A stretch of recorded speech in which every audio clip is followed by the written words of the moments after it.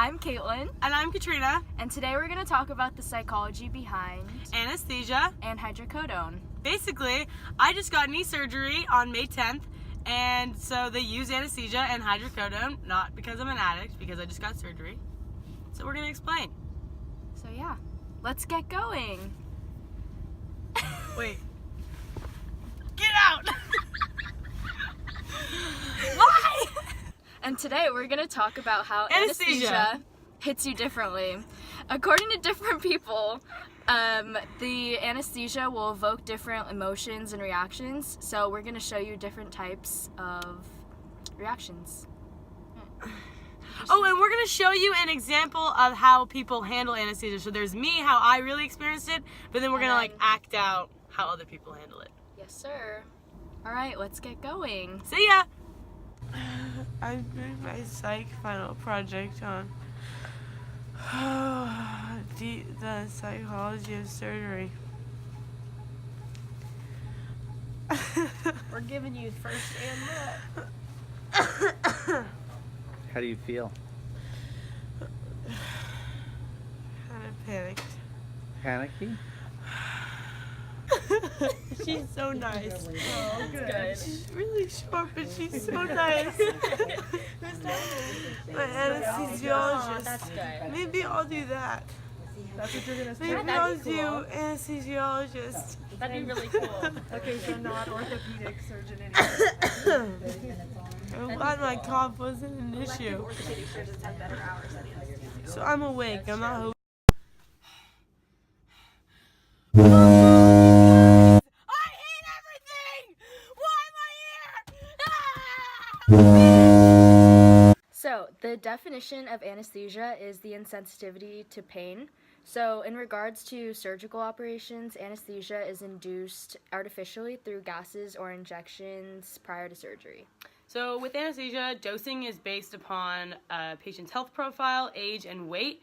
If a patient is given too little of a dose, then they could wake up during surgery, and if they're given too high of a dose, then they can develop something called post-operative cognitive decline, which basically just kills the brain cells and they have cognitive issues after surgery. Research has shown that a dose lower than 1 MAC, so the minimum alveolar concentration in the lungs throughout the systems of the body, is enough to affect memory-related regions of the brain, and those memory-related regions include the association cortex and the primary visual cortex.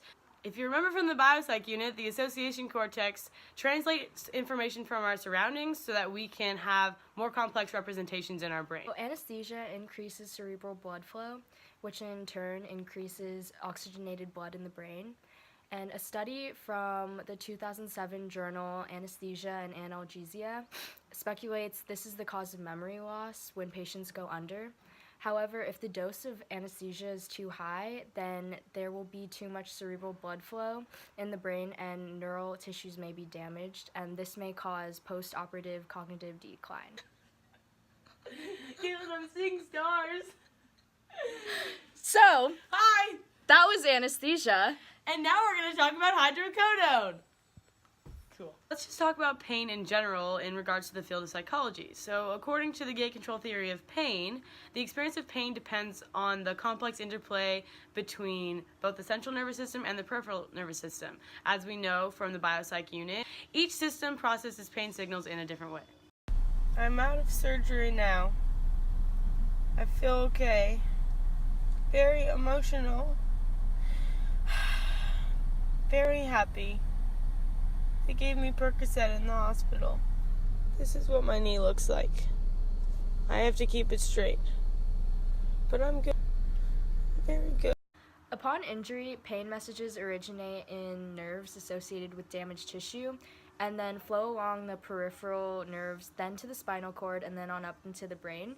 So in the gate control theory, these pain messages can reach the brain and then they encounter nerve gates in the spinal cord that open or close depending on a number of factors. So when the gates are open, then the pain messages get through and the pain can be intense. And then if the gates are closed, then the pain is prevented from getting through and reaching the brain and they may not even be experienced. Hydrocodone is a narcotic, which means it's a drug that relieves pain and induces drowsiness and or insensibility. So it works by changing the way the brain and the nervous system responds to the brain. And so in short term, effects of hydrocodone are mostly to modify pain signaling in the central nervous system through the interaction with your body's opioid receptors.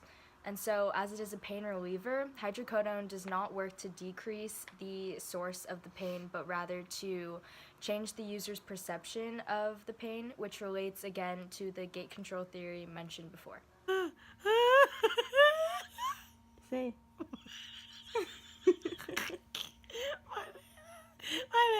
My name is Pinky. Hi, too, Pinky.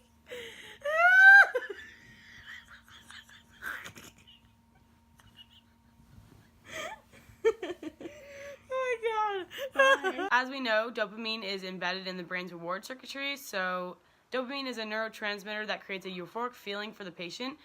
Hydrocodone works to create this excess dopamine within the brain to produce this positive feeling. Thanks for watching our video. Thank you. It was a lot of fun. Thanks for coming.